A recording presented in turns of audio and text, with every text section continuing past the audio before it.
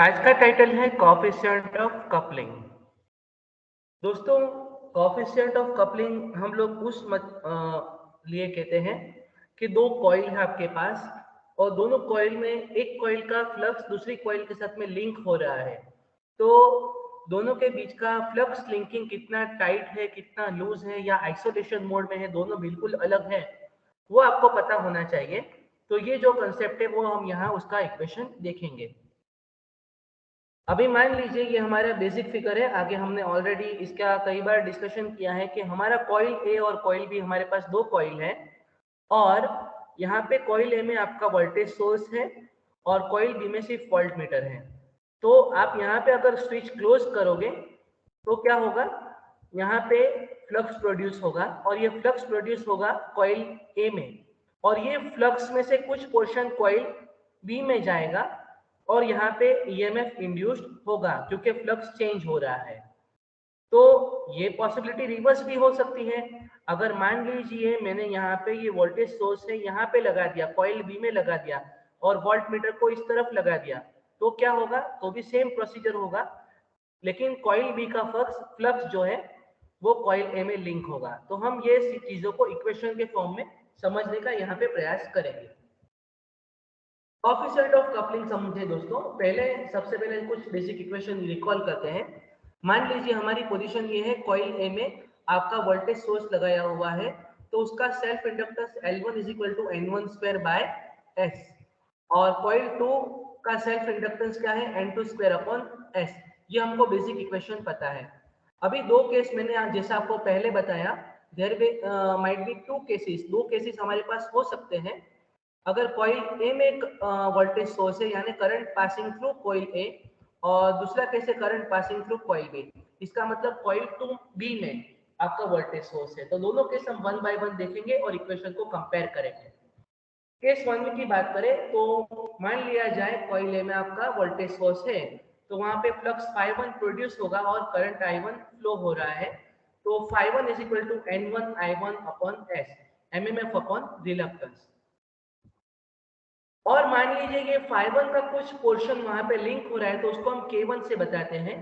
K1 एक portion है, जो K1 इसका एक पोर्शन फ्लक्स का कॉइल बी में लिंक हो रहा है, तो हम लिख सकते हैं म्यूचुअल इंडक्टेंस का equation M is equal to N2, क्योंकि बात हो रही है कॉइल बी के बारे में, उसके टर्न से N2 और कौन सा पोर्शन लिंक हो रहा है, K1 portion of φ1, K1 φ1 divided by I1, क्योंकि I1 हमारा वोल्टेज सोर्स है वो कॉइल ए में लगा हुआ है, तो करंट I1 कंसीडर करेंगे। तो N1 K1 बाय I1, तो φ1 यहाँ पे बचा क्योंकि N1 K2 साथ में लिख दिया हमने, N2 K1 सॉरी, यहाँ पे हमने लिख दिया N2 K1 और φ1 जो है, φ1 हम क्या लिखेंगे, N1 I1 bye S। Simplify करते हैं, I1 I1 जाएगा तो ये होगा N1 N2 K1 divided by S। तो दोस्तों ये किस किस्से में हुआ, जब हमारा वोल्टेज सोर्स कॉइल ए में लगा हुआ है।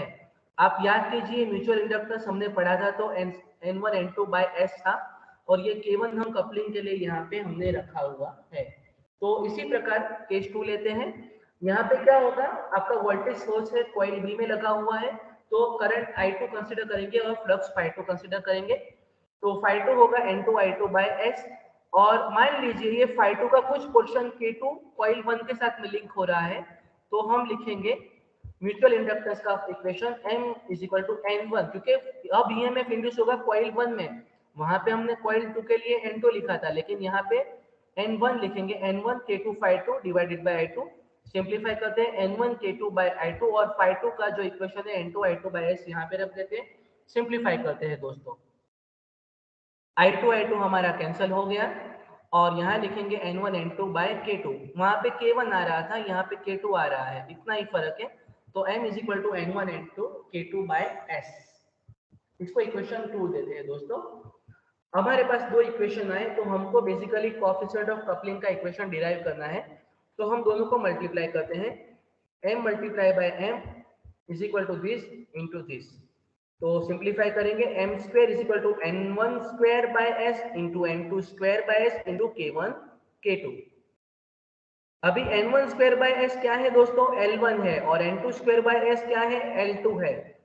सेल्फ इंडक्टेंस ऑफ कॉइल 1 और सेल्फ इंडक्टेंस ऑफ कॉइल 2।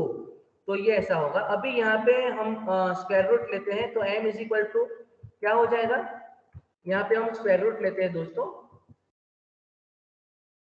मान लीजिए यहाँ पे हमने स्क्वायर रूट लिया,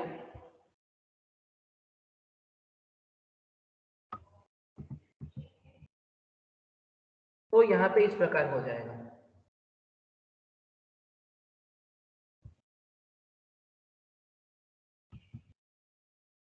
ओके, यहाँ पे क्या हो गया दोस्तों, आप देखिए, हमने अगर स्क्वायर रूट लिया तो यहाँ पे हुआ m is equal to root L1 L2 into root K1 K2। देखिए यहाँ पे L1 L2 है तो रूट में ले लिया, और K1 K2 है रूट में ले लिया। अभी हम एक स्पेसिफिक कोएफिशिएंट डिफाइन करते हैं, coefficient of coupling is equal to क्या होगा, रूट K1 K2।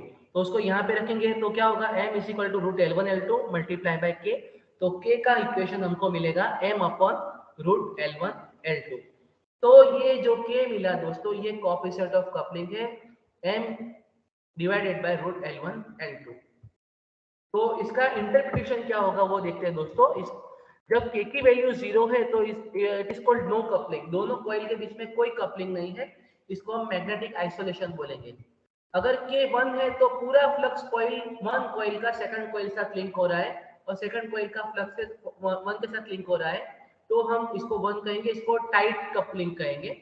और अगर K की वैल्यू 0 से 1 में आएगा तो इसको हम कुछ वैल्यू हमको मिलेगा, तो ये जो है आपको कुछ वैल्यू देगा, there is some amount of coupling between coils. तो ये हुआ आइसोलेशन मैग्नेटिक और टाइट कपलिंग, एंड ये इसको बोलेंगे simple coupling between coil 1 and coil 2। तो दोस्तों ये है कोएफिशिएंट ऑफ कपलिंग, इसका डेरिवेशन आप अच्छे से याद कीजिएगा और प्रैक्टिस कीजिएगा। Thank you and keep learning.